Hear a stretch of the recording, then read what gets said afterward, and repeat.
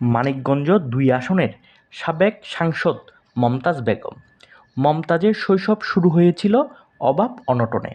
মমতাজের বাবা মধু বয়াতি বিভিন্ন জায়গায় বাউল গান করে বেড়াতেন। গানের গলা ভালো থাকায় মমতাজও একসময় যুক্ত হন বাবার গানের দলে। ঢাকার হাইকোর্ট মাজারে প্রায়ই গান করতেন মমতাজ ও তার বাবা মধু বয়াতি। মমতাজ এই সময় প্রেমের সম্পর্কে জড়িয়ে পড়েন বাউল শিল্পী রশিদ সরকারের সাথে। যখন তাদের বিয়ে হয় তখন রশিদ সরকারের বয়স ছিল ৫০।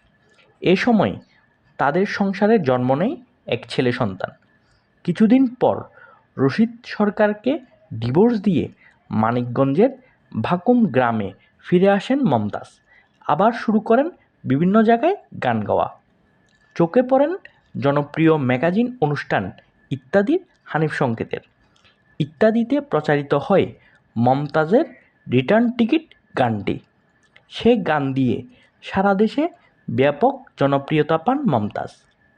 বিভিন্ন জায়গায় কনসার্টে গান করে ভালোই অর্থ উপার্জন করতেন মমতাজ।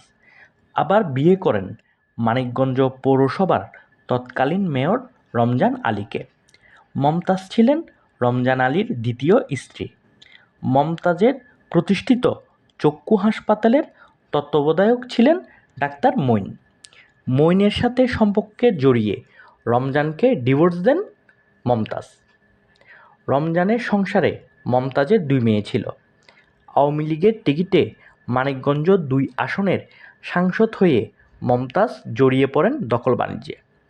বিভিন্ন উন্নয়ন কাজের ঠিকাদারি থেকে কমিশন আদায়ের জন্য মমতাজের নেতৃত্বে গড়ে ওঠে সিন্ডিকেট। শোনা যায় ডাক্তার মঈনের সাথেও তার ছাড়াছাড়ি হয়ে গেছে। সংসদে গান গেয়ে অন্যান্য সাংসদদের মনোরঞ্জন করা ছিল মমতাজের প্রধান কাজ। শেখ হাসিনাকে খুশি করতে পদ্মা সেতু নিয়ে, আওয়ামী লীগের বিভিন্ন উন্নয়ন কাজ নিয়ে গান করতেন মমতাজ। সংসদে মমতাজের ফেরি করে বিদ্যুৎ বিক্রির বিষয়টি সে সময় বেশ হাস্যকৌতুকের সৃষ্টি করেছিল। ২০২৪ সালের ৭ই জানুয়ারির নির্বাচনে স্বতন্ত্র প্রার্থীর কাছে হেরে যান মমতাজ। নির্বাচনে মমতাজের ৩ বোনের মমতাজের নৌকা ফেলে স্বতন্ত্র প্রার্থীর ট্রাকে ওঠার বিষয়টি নিয়ে সে সময় পত্রিকায় শিরোনামও হয়েছিল। ৫ই আগস্টের পট পরিবর্তনের পর আত্মগোপনে থাকা মমতাজ কিছুদিন পূর্বে আবার হাজির হয়েছিলেন গান নিয়ে, তবে প্রকাশ্যে নয়, ফেসবুকে।